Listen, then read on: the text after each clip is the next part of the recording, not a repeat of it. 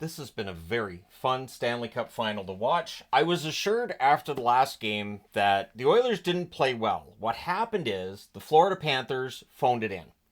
The Florida Panthers wanted to win at home, so they lost on purpose. Then it was, well, the NBA had a game four that went to the other team, so game five is going to go to the team with the series lead because the NHL is going to mirror the NBA final. And what I've been seeing online tonight is, oh, this was rigged for the Oilers from the start because the NHL wants to make a maximum amount of money on the playoffs. This has been a great final. I just want to say, and the video I did a couple games ago on how goaltending was the difference. Yep. Bobrovsky's looked human over the last couple of games, and all of a sudden the Oilers are lighting it up. They've had 13 goals in the last two games, and now we're going back to Edmonton. So this series isn't done. And so Friday night, game six. Looking forward to that. Should be a fun one. Because again, I don't have a dog in the fight. I think this has been a very fun final. And now it's going to go to at least 6 games. And a Stanley Cup final where one team destroys the other and this team's trash. Those series are over in 4. So now we're in 6. It's Skinner versus Bobrovsky. I think Skinner has played much better over the last couple of games as well. Early in, Mark Chance is held. Reinhardt's then denied from the slot. Skinner holds on there. Tkachuk has a turnover chance that's saved. Ekblad's denied, and then there's another hold by Skinner. Teams exchange rushes. The shots are 3-2 for Florida at 3 minutes. And I thought Florida was getting some prime opportunities early, and Skinner's the one keeping it scoreless. Ekman Larson has a shot that deflects wide. Tarasenko has a shot that's blocked as the Panthers press. Forsling then has a screenshot that's held. And Skinner, again, really sharp early in the game. Panthers draw a power play. There's an early clear. The Panthers set up, go to cycle, and then there's a turnover. And on a fast break by Connor Brown, he scores shorthanded at 5 minutes and 30 seconds. Connor Brown had a rough regular season. He's had a very good playoff, and I'm glad for him because Connor Brown's a player that I like. Then the Panthers, who are still in the power play, they set up, they cycle. Tarasenko has a shot that's held. There's a late cycle. Puck's cleared out. Power play's killed off. The Oilers sending the Florida Panthers power play the other way. So then the teams trade turnovers. Henrique has a rush chance that's held. There's some pushing. And then there's an offensive zone penalty by Barkov, so that gives the Oilers a power play. There's an early shorthanded 3-on-2 rush. That's defended. The Oilers then set up. They cycle. It's cleared. And then it becomes 57 seconds of 4-on-4 to end it. So the Oilers taking penalties tonight during their power play, which prevented their power play from maybe getting more done.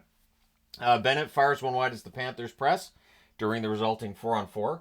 Verhage has a shot that's blocked. It's cleared as now we're into the Florida power play. Barkov has a chance that deflects out. Everything's killed off. The Panthers press briefly after their power play is done. Bouncing pucks causing turnovers. The ice in Florida tonight, not great. Just going to say not great. Players falling down, puck bouncing all over the place, making it really difficult to make those tape-to-tape passes that you look for, especially at this point in the season. Lomberg to Stenlund, there's a near miss. The Oilers rush the other way.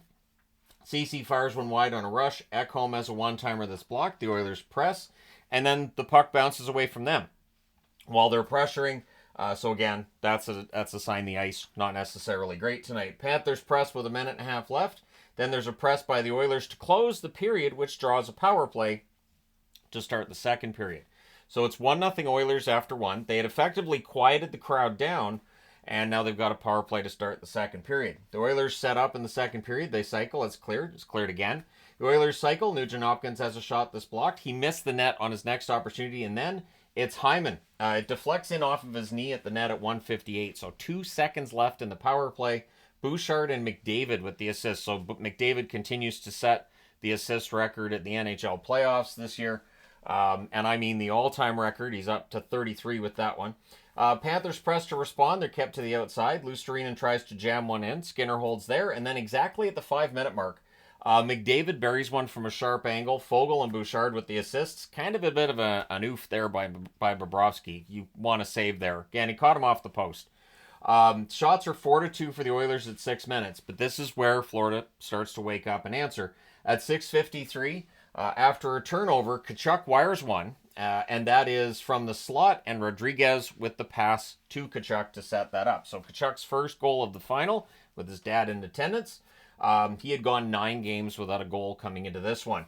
Panthers look to add another, had some momentum. They press at 8 minutes. Brown then has a rush chance that's blocked. OEL's denied on a rush.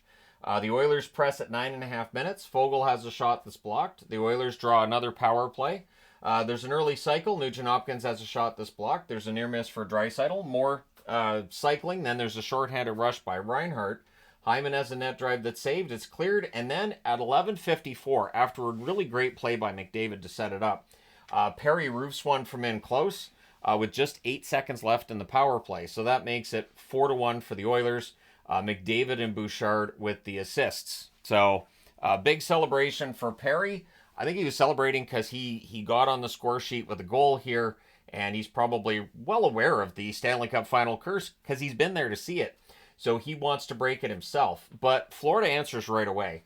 On good forechecking by Florida, as well as some sloppy defense by the Oilers, Rodriguez buries a rebound in close. Montour and Bennett with the assists at 12:08.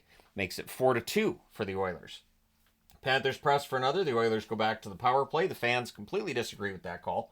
There's an early clear. The Oilers cycle. It's cleared again. We have 109 of 4-on-4 that follows. So again, the Oilers with a penalty pull themselves off of the power play. That was the second time they'd done that. The Panthers press during the 4-on-4. Lundell has a chance that's held. The Panthers set up. They cycle with the power play now.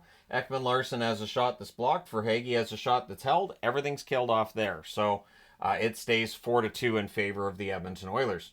The Panthers press after that comes to an end. The fans call one. The referee does not, so he sucks. More Panthers pressure with 2.5 minutes left. Forsling has a shot that's blocked. The Panthers are building some momentum, and the fans are really starting to get back into it. Barkov has a slapper that's saved. Henrique has a tip shot at the other end that's held. And then the Panthers with some pressure in the final minute. So the score is 4-2 for the Oilers after 2, but you could feel the momentum had shifted towards Florida. It's a matter of how the Oilers are going to respond.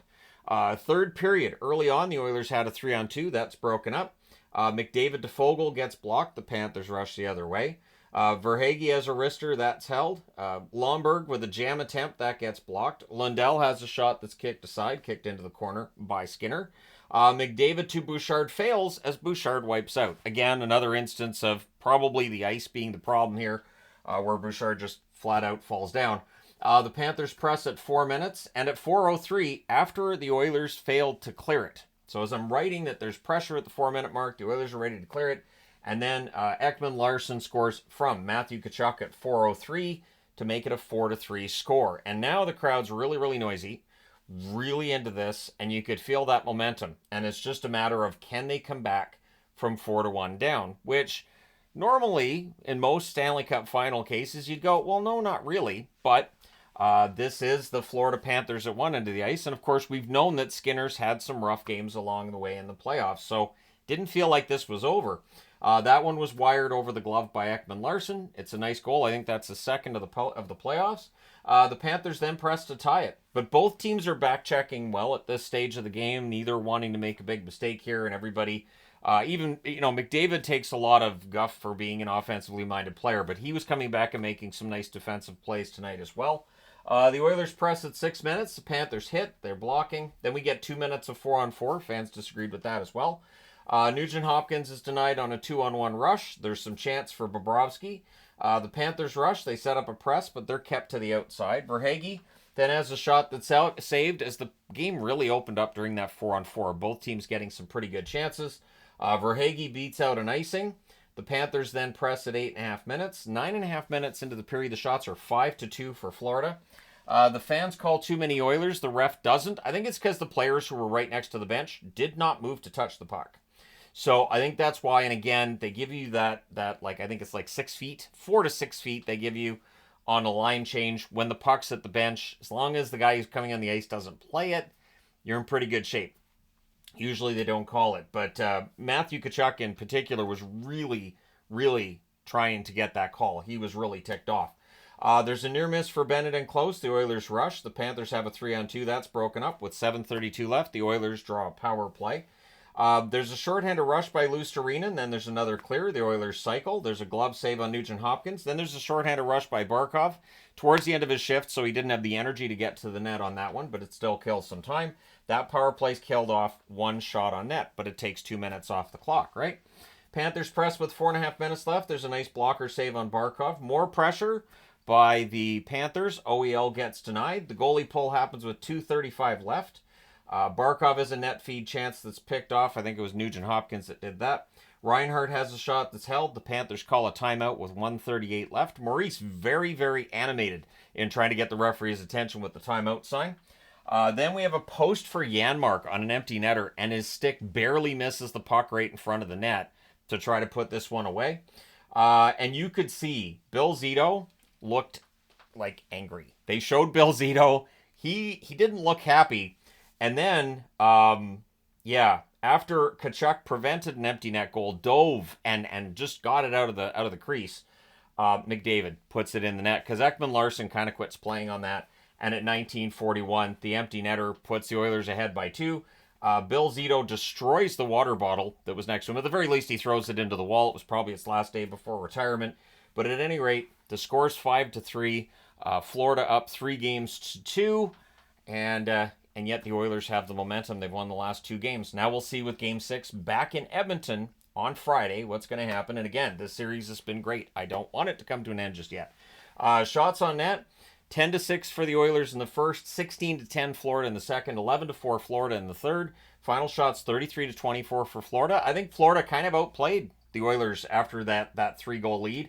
But that's the thing with this series. I think the Oilers have outplayed Florida in games they've lost, and now Florida kind of outplays the Oilers in a game they lose. There you go. Power plays, 2 for 5 for the Oilers, 0 for 3 for Florida. The hits, 38-15 for the Florida Panthers. Skinner saves 30 out of 33. He was very good. Bobrovsky, 19 saves on 23 shots. And again, you can see there's definitely some weakness there with Bobrovsky. As great as he looked through the first few games, he's looked human over the last couple. He's going to have to get it back together for Game 6, or we could be back in Florida on Monday for Game 7. Let me know your thoughts in the comments section below. As always, don't forget to hit like and subscribe if you've not done so already. Thank you guys so much for all your support. I will talk to you again soon.